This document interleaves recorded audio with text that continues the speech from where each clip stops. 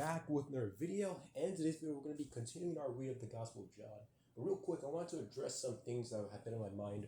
I was thinking about the end times, and that's a real habit I really have to get over because really there's more, or social media wise at least, people tend to focus. They tend to have uh, this need to focus on the fearful elements of the end times.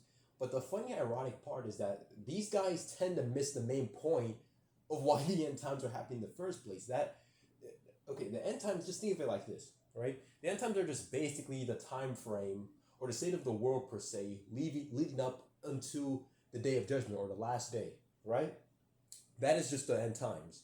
Now, people miss the point of this because people, of course, being greedy human beings, we want to exploit this idea for fame, for views, I can't stress it enough how many videos I've saw that talk about the end times where they go into so much detail, not to be a knock against them or anything. I do appreciate research, but they don't have balance to it. They have fear. They got all the fear mongering and whatnot, but they don't have a lick of hope in them, which is how I know they're missing that point because the times are supposed to get dark because there's a great light coming, and that light is Jesus Christ.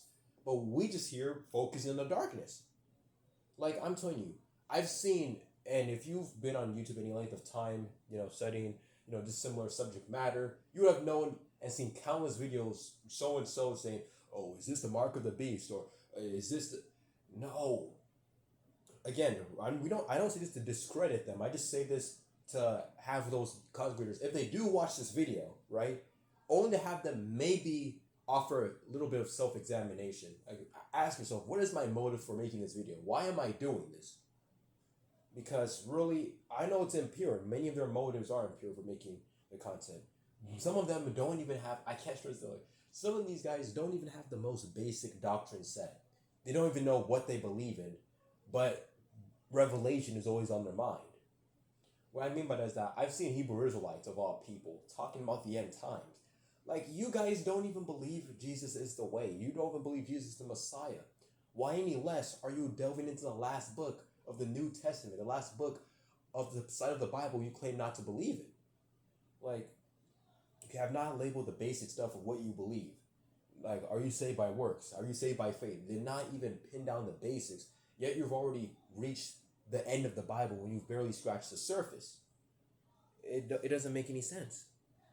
All right, now that's just something I wanted to address. Now, not for that any means to take away from this video. No, we're gonna still read the Gospel of John. I'm gonna begin from chapter 8, if I recall correctly. Now, I'd like to acknowledge that again. This is the Gospel of John we're speaking, not first, second, or third John, not any of the Johannine literature, just particularly the gospel he's written, and only that gospel. So if we're gonna go back there, it's the fourth book of the New Testament. So we're gonna continue at, actually we're gonna start at 10, in fact. So this is Jesus speaking. I want to even go back to 6 because 10 is a decent start, but I like there to be a little bit more setup so you guys don't feel as if I'm just beginning at a place where there wasn't all that much build up to it, because it pairs well with the underlying context than to just go straight for the main thing at first. So we're gonna go maybe not 6 because we don't want to read too much of things we already discussed. So maybe 8. So all right. Jesus returned to the Mount of Olives, but early the next morning he was back again at the temple. A crowd soon gathered, and he sat down and taught them. As he was speaking, the teachers of the religious law and the Pharisees brought a woman who had been caught in the act of adultery. They put her in the front of the crowd. "Teacher," they said to Jesus, "this woman was caught in the act of adultery. Now the law of Moses says to stone her, but what do you say?" They were trying to trap him into saying something they could use against them. But Jesus stooped down and wrote in the dust with his finger. They kept demanding an answer, so he stood up again and said, "All right, but let the one who has never sinned throw the first stone." Then he stooped down again and wrote in the dust. When the accusers heard this, what's going on? The book just vanished. All right, here we are. So when the accusers When the accusers heard this, they slipped away one by one, beginning with the oldest, until only Jesus was left in the middle of the crowd with the woman. Then Jesus stood up again and said to the woman, "Where are your accusers? Didn't even one of them condemn you?" "No, Lord," she said. And Jesus said, "Neither do I, and sin no more." Jesus spoke to the people once more and said, "I am the light of the world. If you follow me, you won't have to walk in darkness, because you will have the light that leads to life." The Pharisees replied, "You are making those claims about yourself. Such testimony is not valid." So Jesus told them, "These claims are valid even though I make them about myself. For I know where I came from and where I am going. But you don't know this about me. You judge me by human standards, but I do not judge anyone. And if I did, my judgment would be correct in every respect, because I am not alone. The Father who sent me is with me. Your own law says that if two people agree about something, their witness is accepted as fact. I am one witness, and my Father who sent me is the other." "Where is your Father?" they asked. Jesus answered, "Since you don't know who I am, you don't know who my Father is. If you knew me, you would also know my Father." Jesus made these statements while he was teaching in the section of the temple known as the treasury. But he was not arrested, because his time had not yet come. Later Jesus said to them, "I am going away. You will search for me, but will die in your sin. You cannot come where I am going." The people asked, "Is he planning to commit suicide? What does he mean by, 'You cannot come where I am going'?" Jesus continued, "You are from below, I am from above. You belong to this world, I do not. That is why I said you will die in your sins. For unless you believe that I am who I claim to be, you will die in your sins." "So, who are you?" they demanded. Jesus replied, "The one I have always claimed to be. I have much to say about you and much to condemn, but I won't. For I don't, for I say, excuse me there. For I say only what I have heard from the one who sent me, and he is completely faithful."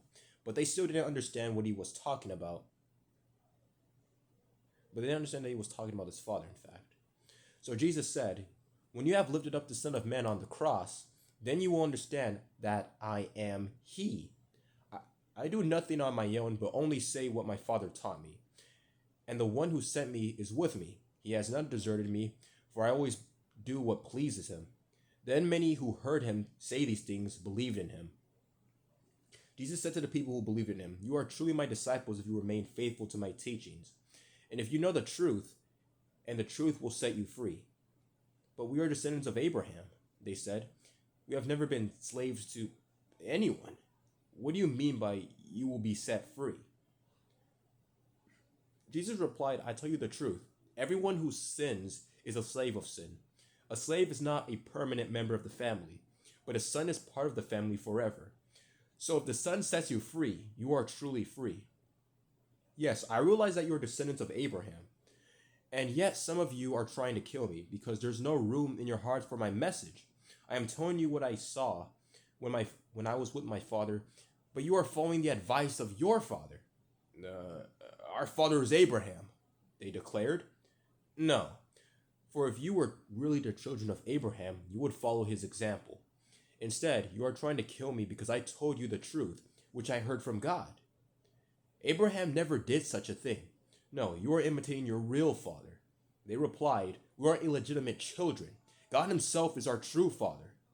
Jesus told them, "If God were your father, you would love me because I have come to you from God.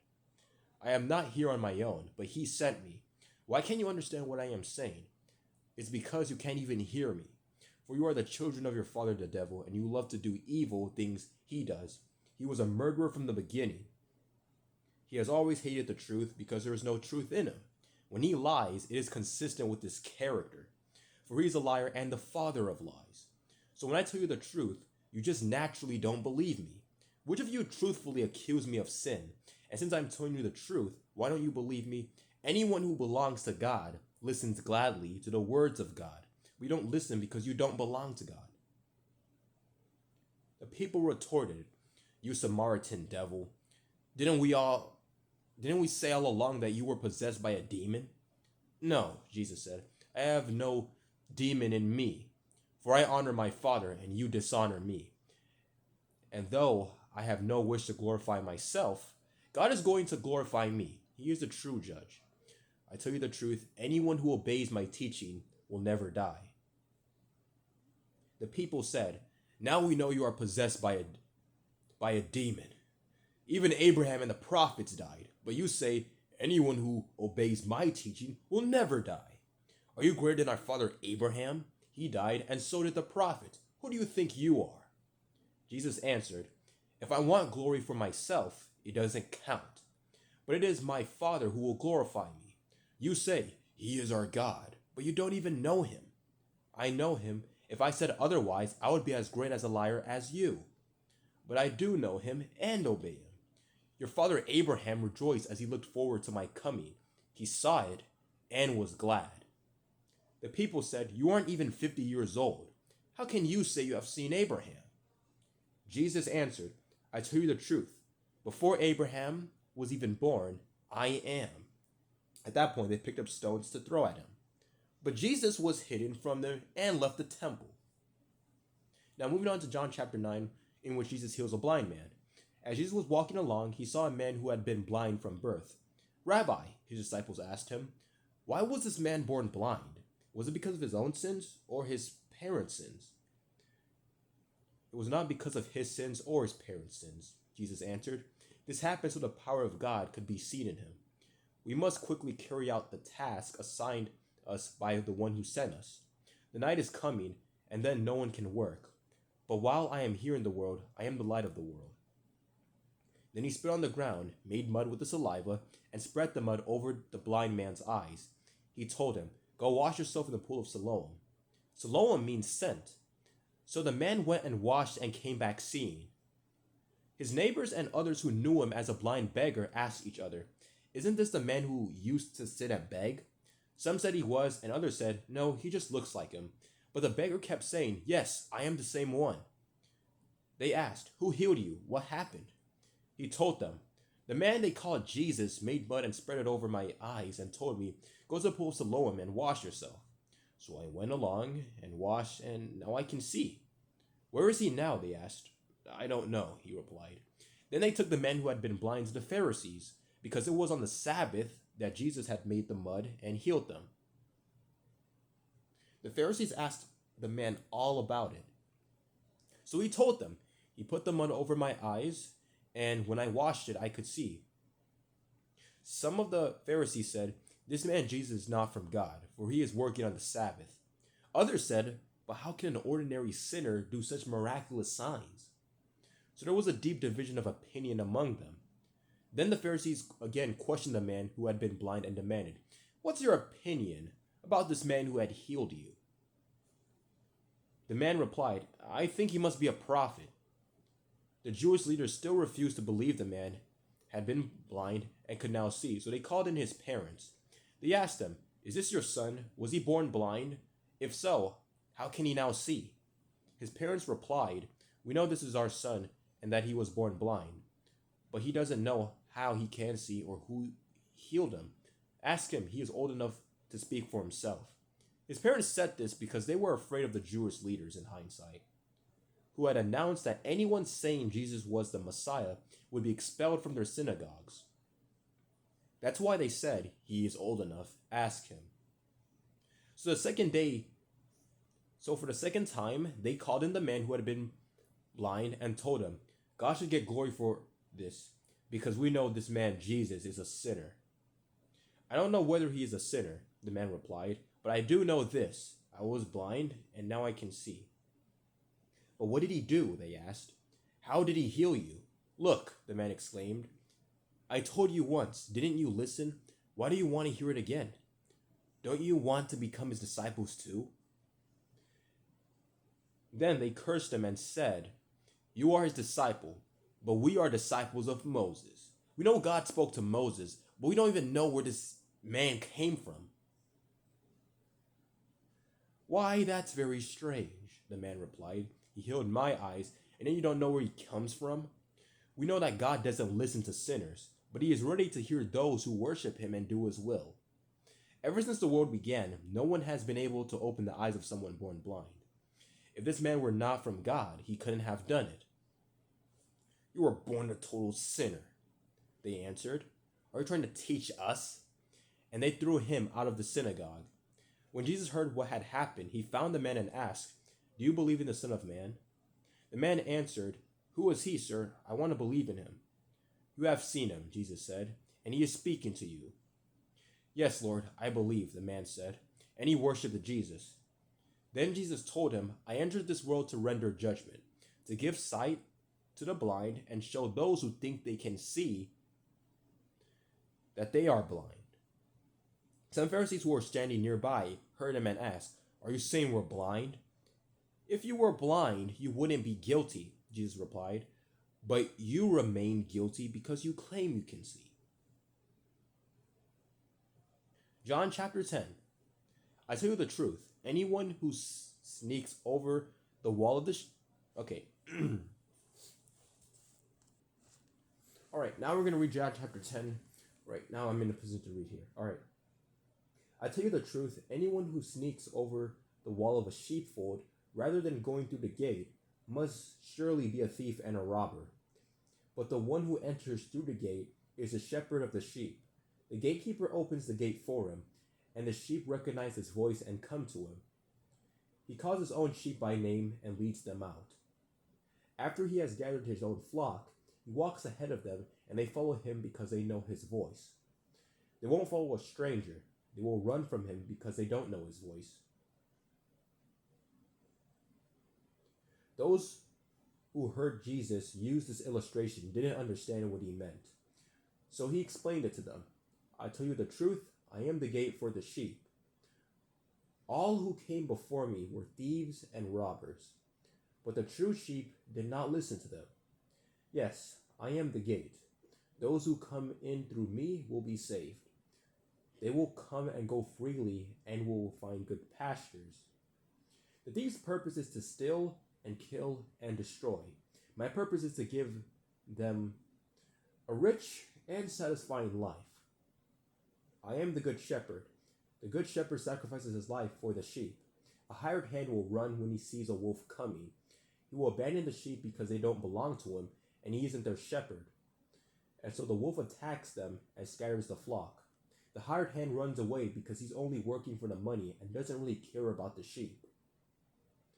I am the good shepherd. I know my own sheep, and they know me, just as my Father knows me, and I know the Father. So I sacrifice my life for the sheep. I have other sheep too that are not in the sheepfold. I must bring them also. They will listen to my voice, and there will be one flock with one shepherd. The Father loves me because I sacrifice my life so I may take it back again. So no one can take my life from me. I sacrifice it voluntarily, for I have the authority to lay it down when I want to and also to take it up again. For this is what my Father has commanded.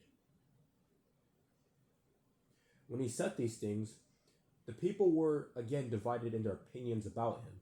Some said, He's demon-possessed and out of his mind. Why listen to a man like that? Others said, This doesn't sound like a man possessed by a demon. Can a demon open the eyes of the blind?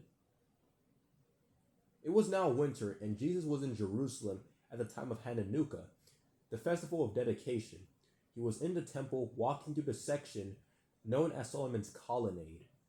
The people surrounded him and asked, How long are you going to keep us in suspense? If you are the Messiah, tell us plainly. Jesus replied, I have already told you, and you don't believe me. The proof is the work I do in my Father's name. But you don't believe me because you are not my sheep. My sheep listen to my voice, I know them, and they follow me. I give them eternal life, and they will never perish. No one can snatch them away from me, for my Father has given them to me, and he is more powerful than anyone else. No one can snatch them from my Father's hand. The Father and I are one. Once again, the people picked up stones to kill him. Jesus said, At my Father's direction, I have done many good works.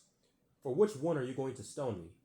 They replied, We're stoning you not for any good work, but for blasphemy.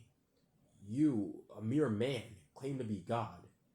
Jesus replied, It is written in your own scriptures that God said to certain leaders of the people, I say you are gods, and you know that the scriptures cannot be altered. So if those people who received God's message were called gods, why do you call it blasphemy when I say I am the Son of God? After all, the Father sent me apart and sent me into the world. Don't believe me unless I carry out my Father's work. But if I do his work, believe in the evidence of the miraculous works I have done. Even if you don't believe me, then you will know and understand that the Father is in me and I am in the Father. Once again, they tried to arrest him, but he got away and left them. He went beyond the Jordan River, near the place where John was first baptizing, and stayed there a while. And many followed him. John didn't perform miraculous signs. They remarked to one another, but everything he said about this man has come true. And many who were there believed in Jesus. Now, moving on to John chapter 11. This is regarding the events that would eventually lead to the crucifixion of the Messiah. Beginning with the raising of Lazarus, as the heading reads. A man named Lazarus was sick. He lived in Bethany with his sisters Mary and Martha. This is the Mary who later poured the expensive perfume on the Lord's feet and wiped them with her hair. Her brother Lazarus was sick. So the two sisters sent a message to Jesus telling him, Lord, your dear friend is very sick. But when Jesus heard about it, he said, Lazarus' sickness will not end in death. No, it happened for the glory of God, so that the Son of God will receive glory from this. So although Jesus loved Martha, Mary, and Lazarus, he stayed where he was for the next 2 days. Finally, he said to his disciples, let's go back to Judea. But his disciples objected. Rabbi, they said, only a few days ago the people in Judea were trying to stone you. Are you going there again? Jesus replied, there are 12 hours of daylight every day. During the day, people can walk safely. They can see because they have the light of this world. But at night, there is danger of stumbling because they have no light. Then he said, our friend Lazarus has fallen asleep. But now, I will go and wake him up. The disciples said, Lord, if he is sleeping, he will get... Okay, the disciples said, Lord, if he is sleeping, he will soon get better. They thought Jesus meant Lazarus was simply sleeping, but Jesus meant Lazarus had died. So he told them plainly, Lazarus is dead, and for your sakes, I'm glad I wasn't there. For now, you will really believe. Come, let's go see him. Thomas, nicknamed the twin, said to his fellow disciples, let's go too, and die with Jesus. When Jesus arrived at Bethany, he was told that Lazarus had already been in the grave for 4 days. Bethany was only a few miles down the road from Jerusalem, and many of the people who had come to console Martha and Mary in their loss. When Martha got word that Jesus was coming, she went to meet him, but Mary stayed in the house. Martha said to Jesus, Lord, if only you had been there, my brother would not have died. But even now, I know that God will give you whatever you ask. Jesus told her, your brother will rise again. Yes, Martha said, he will rise when everyone else rises, at the last day. Jesus told her, I am the resurrection and the life. Anyone who believes in me will live, even after dying. Everyone who lives in me and believes in me will never, ever die. Do you believe this, Martha? Yes, Lord, she told him. I have always believed you are the Messiah, the Son of God, the one who has come into the world from God. Then she returned to Mary. She called Mary aside from the mourners and told her, the teacher is here and wants to see you. So Mary immediately went to him. Jesus had stayed outside the village, at the place where Martha met him. When the people who were at the house consoling Mary saw her leave so hastily, they assumed she was going to Lazarus' grave to weep. So they followed her there. When Mary arrived and saw Jesus, she fell at his feet and said, Lord, if only you had been there, my brother would not have died. When Jesus saw her weeping and saw the other people wailing with her, a deep anger welled up within him, and he was deeply troubled. Where have you put him? He asked them. They told him, Lord, come and see. Then Jesus wept. The people who were standing nearby said, see how much he loved him? But some said, this man healed a blind man. Couldn't he have kept Lazarus from dying? Jesus was still angry as he arrived at the tomb, a cave with a stone rolled across its entrance. Roll the stone aside, Jesus told them. But Martha, the dead man's sister, protested, Lord, he has been dead for 4 days. The smell will be terrible. Jesus responded, didn't I tell you that you would see God's glory if you believe? So they rolled the stone aside. Then Jesus looked up to heaven and said, Father, thank you for hearing me. You always hear me, but I said it out loud for the sake of all these people standing here, so that they will believe you sent me. Then Jesus shouted, Lazarus, come out. The dead man came out, his hands and feet bound in grave clothes, his face wrapped in a headcloth. Jesus told them, unwrap him and let him go. Many of the people who were with Mary believed in Jesus when they saw this happen. But some went to the Pharisees and told them what Jesus had done. Then the leading priests and Pharisees called the high council together. What are we going to do? They asked each other. This man certainly performs many miraculous signs. If we allow him to go on like this, soon everyone will believe in him. Then the Roman army will come and destroy both our temple and our nation. Caiaphas, who was the high priest at the time, said, you don't know what you're talking about. You don't realize that it's better for you that one man should die for the people than for the whole nation to be destroyed. He did not say this on his own. As high priest at the time, he was led to prophesy that Jesus would die for the entire nation. And not only for that nation, but to bring together and unite all the children of God scattered around the world. So from that time on, the Jewish leaders began to plot Jesus' death. As a result, Jesus stopped his public ministry among the people and left Jerusalem. He went to a place near the wilderness, to the village of Ephraim, and stayed there with his disciples. It was now almost time for the Jewish Passover celebration, and many people from all over the country arrived in Jerusalem several days early so they could go through the purification ceremony, right, before the Passover began. They kept looking for Jesus, but as they stood around the temple, they said to each other, what do you think? He won't come for Passover, will he?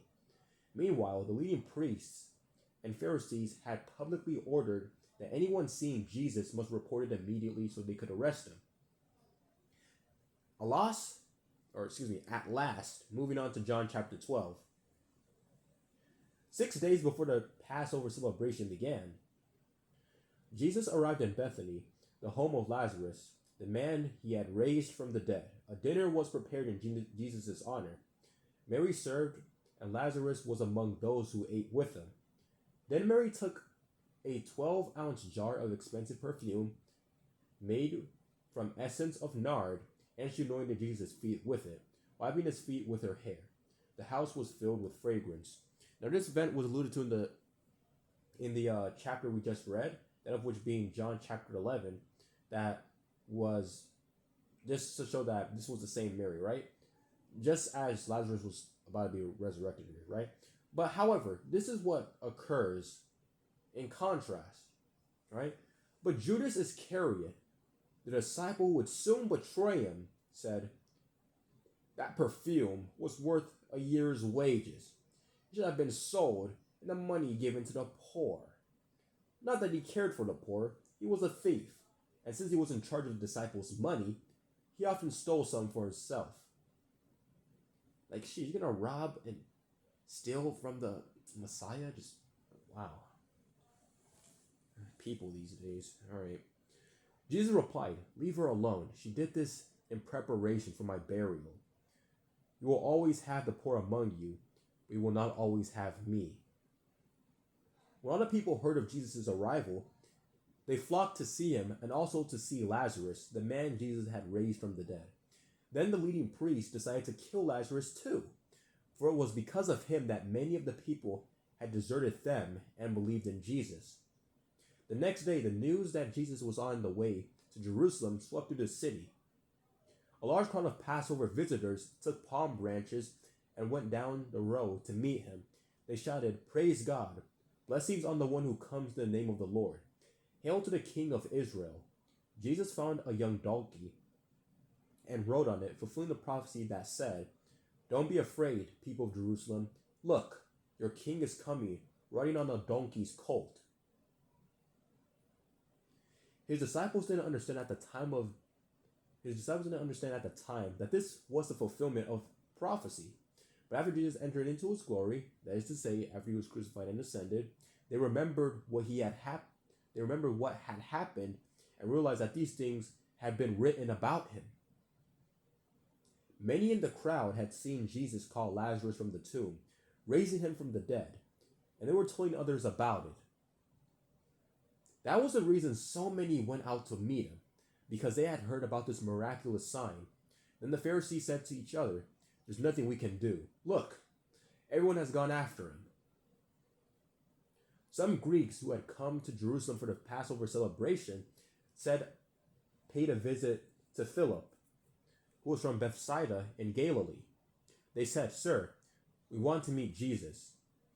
Philip told Andrew about it, and they went together to ask Jesus. Jesus replied, "Now the time has come for the Son of Man to enter into his glory. I tell you the truth, unless a kernel of wheat is planted in the soil and dies, it remains alone.